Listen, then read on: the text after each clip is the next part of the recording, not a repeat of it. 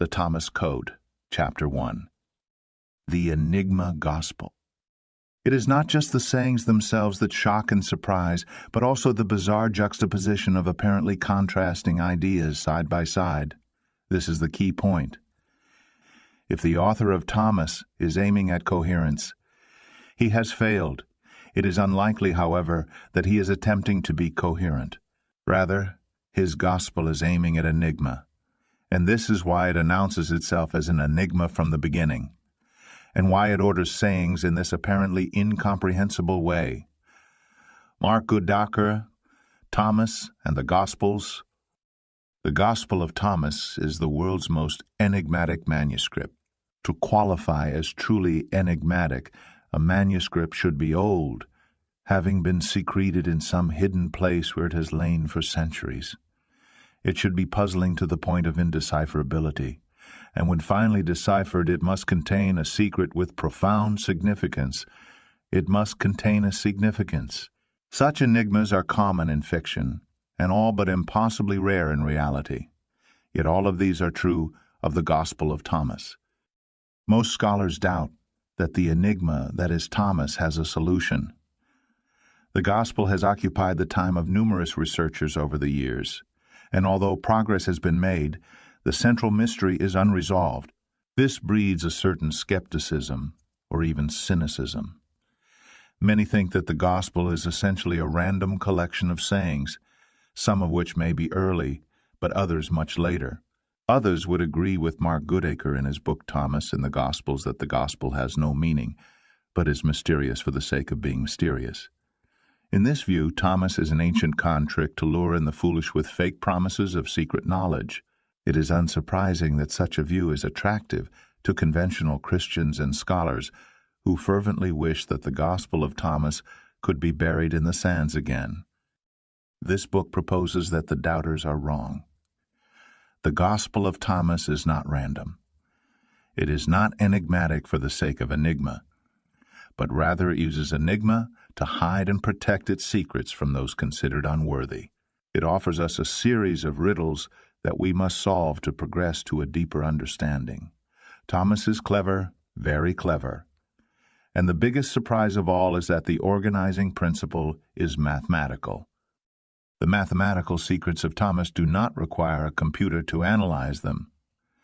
The authors of Thomas were inspired by the Greek mathematics of prime numbers, and their mathematics is simple. Their interest in mathematics was not abstract but mystical.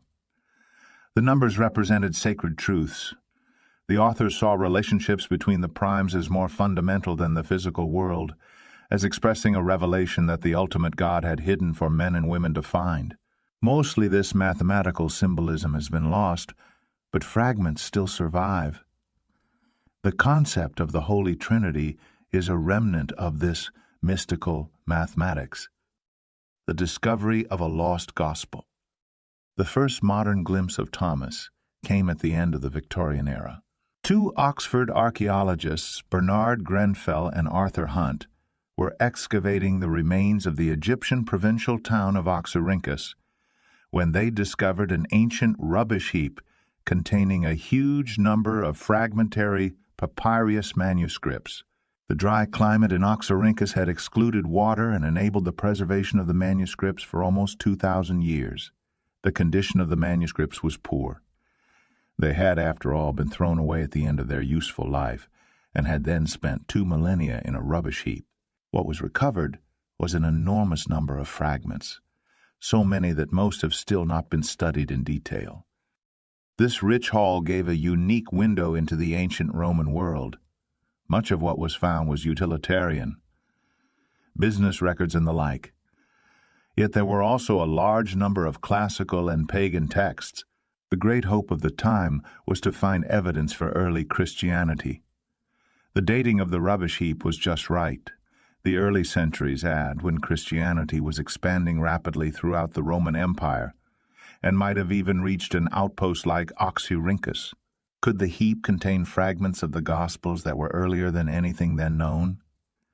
Grenfell and Hunt did find fragments of the New Testament Gospels, but they found something else, something completely unexpected. They found a damaged papyrus leaf containing several sayings introduced by the words Jesus said. Some of these sayings were well known from the Gospels, but others were very strange. Were these lost sayings originally spoken by Jesus? After Grenfell and Hunt's initial excavation in 1897, they returned again in 1903 and found 2 more fragments with Jesus said sayings.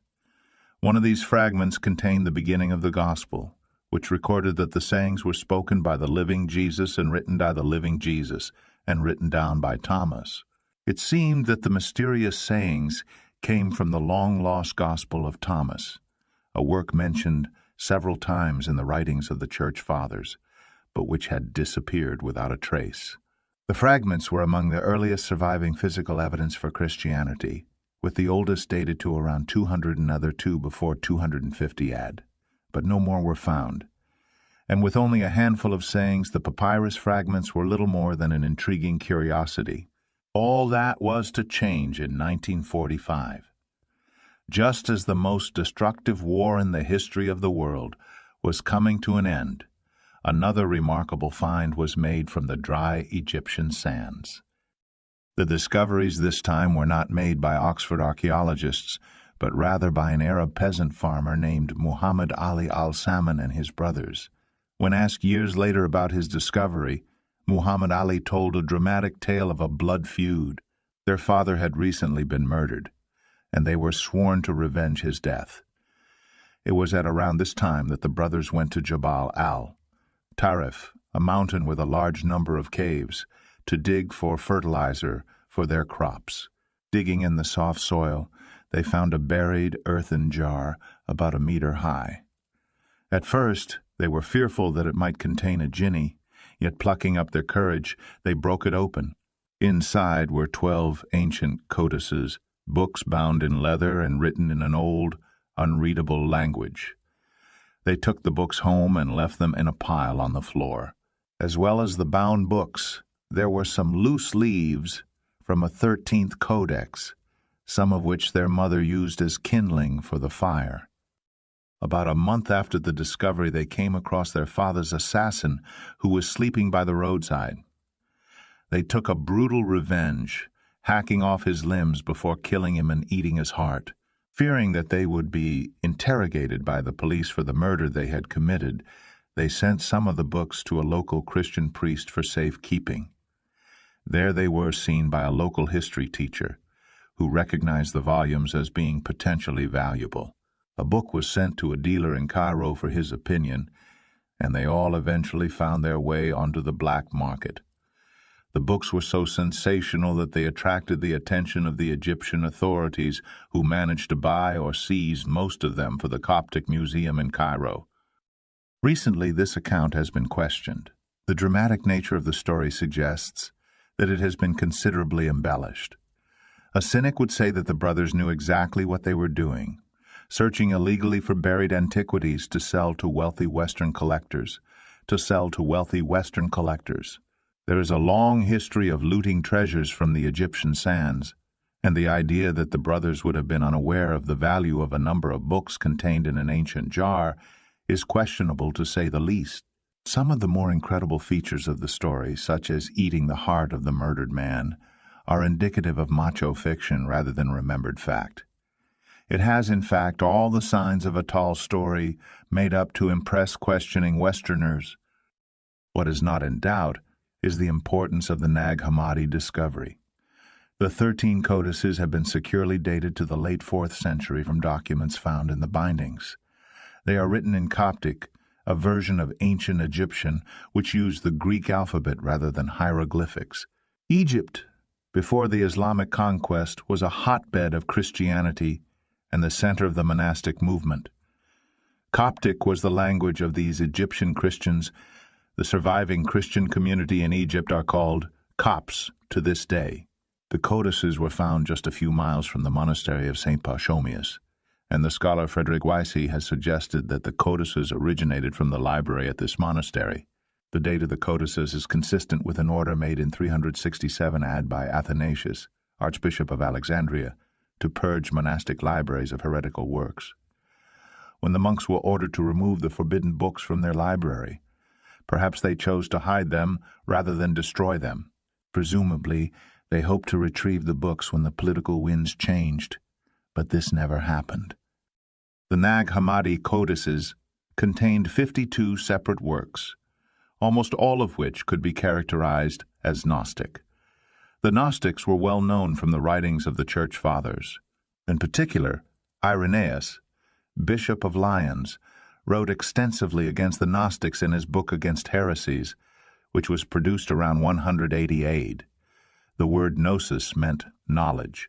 It was not physical, factual, or philosophical knowledge that the Gnostics sought, but spiritual knowledge of hidden things. The Gnostic view contrasted with that of the Proto-Orthodox Church, which emphasized belief. The Proto-Orthodox Christian was expected to trust in the authority of their minister and bishop, to believe in Jesus as revealed in the New Testament Gospels, and in God as revealed by the Jewish Scriptures. This was not enough for the Gnostic who desired direct experience of a spiritual reality. Before Nag Hammadi, scholars had not been able to read the Gnostics in their own words, but only through the writings of those who opposed them.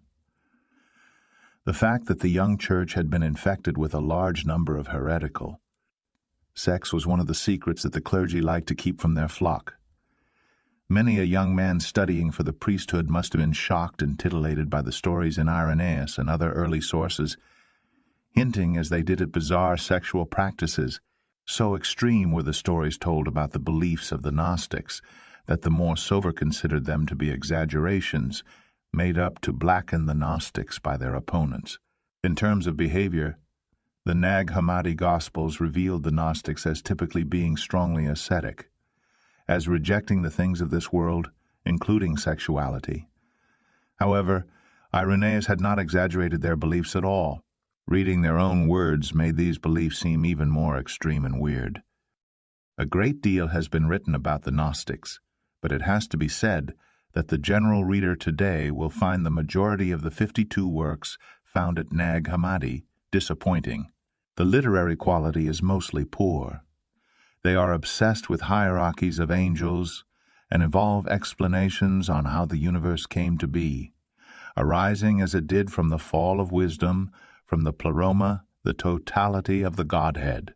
Most of this is, quite frankly, absurd. But there are exceptions, such as the beautiful work Thunder, Perfect Mind with its female narrator expressing a series of paradoxical I am statements. Then there is the fascinating Gospel of Philip, which is best known for its hints of a relationship between Mary Magdalene and Jesus. But the most interesting work of all was found in Codex I immediately before the Gospel of Philip. This was a complete copy of the Gospel of Thomas. Academic views. Thomas has been the subject of considerable academic controversy. From the start, a debate has raged about the dating of the Gospel. There are those, perhaps the majority, who would place it firmly in the 2nd century, after the 4 New Testament Gospels. But among the specialists in the study of the so-called Apocrypha, works excluded from the Bible, there has always been a strong strand of belief that elements of Thomas are earlier than and independent of the 4 Gospels.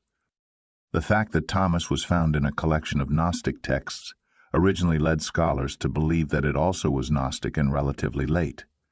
The first scholar to study the Gospel, Gillis Quispel, dated it to around 140 AD, a dating which would still appeal to many conventional scholars today.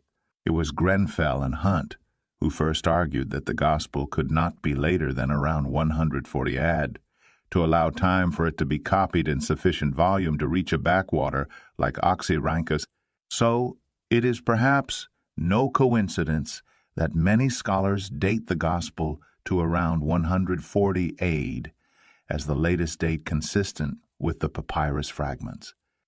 The comforting idea that Thomas was dependent upon the 4 Gospels was challenged by Professor Helmut Koester of Harvard.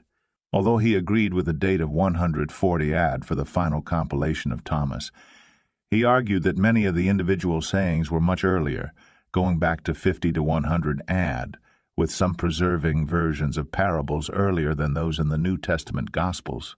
Coaster was very influential, and many scholars from the more liberal wing of Gnostic studies have worked for him or with him. His students include Elaine Pagels, who went on to write the best-selling book, The Gnostic Gospels, which brought the whole subject to wider attention. A few scholars went further than Coaster in suggesting a very early Thomas. Stephen Davies did not teach at an elite institution, such as the Harvard School of Divinity or Princeton, but at the relatively obscure College Misericordia. But he made two significant contributions to the study of Thomas. The first was the discovery of links between the Gospel of Mark and Thomas.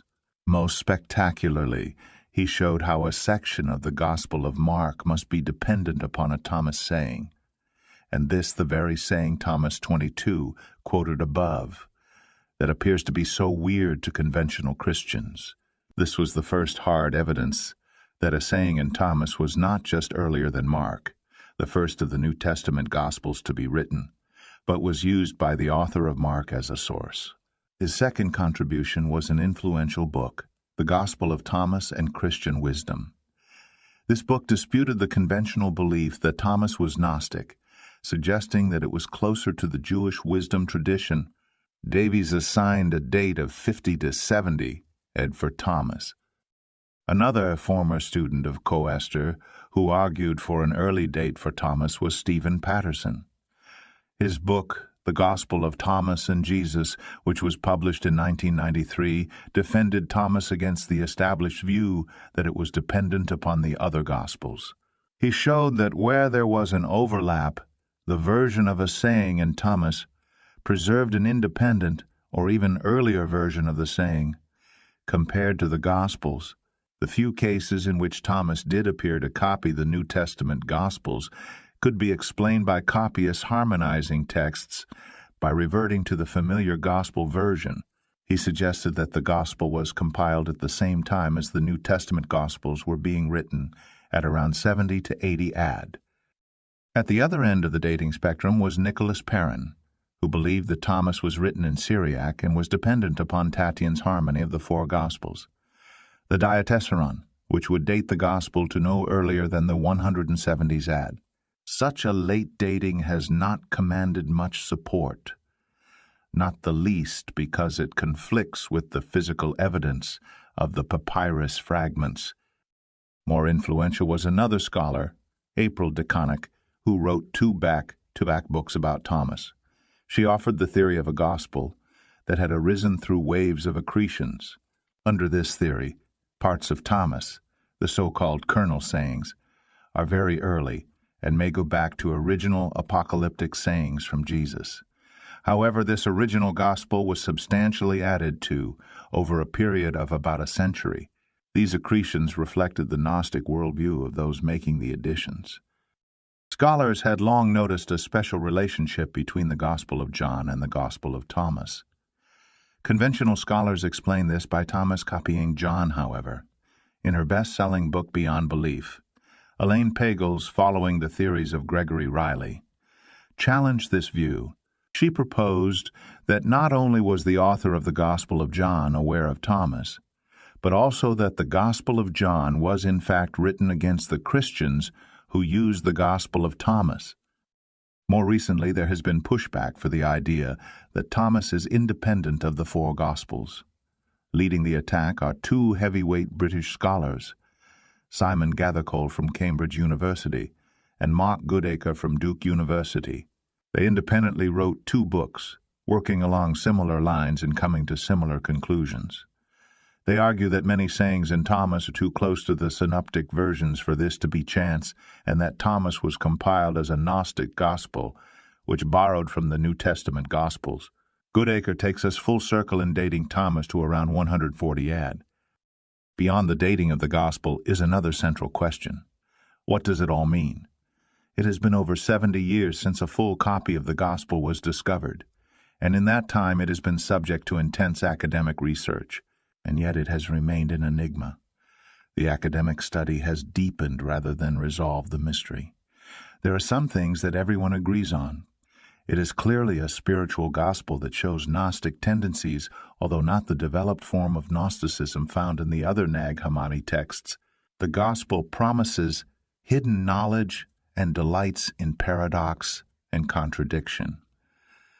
The sayings are mostly short and often resemble riddles, all of which point to the idea that Thomas is clever and that there is something mysterious about the gospel, some hidden key that we must find and turn to unlock its secrets. And yet, in the accepted view, Thomas is little more than a random accumulation of sayings. It is true that scholars have searched for a structure, but because no one has found anything that is completely convincing. Many have concluded that there is nothing to be found, yet there are hints that something is going on beneath the surface. It is well known that successive sayings are often, but by no means always, linked by one or more key words. And there are themes that seem to run through some sections of the Gospel. Stephen Davies proposed some ideas on structure, including 4 keystone sayings on searching and finding that he believes may play a special role. And in her own work, April D. Connick suggested that the original Kernel Gospel consisted of 5 separate speech Gospels, which she believes were verbally transmitted before being written down.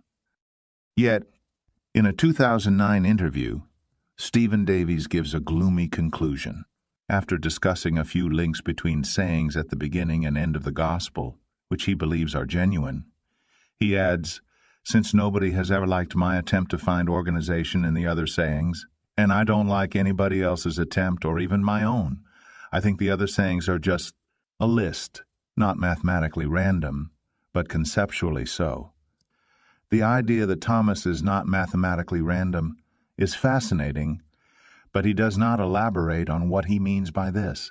Perhaps it goes back to a theory he posited in a 1994 paper, later added, as an appendix to the second edition of the Gospel of Thomas and Christian Wisdom, that the Gospel was used for divination.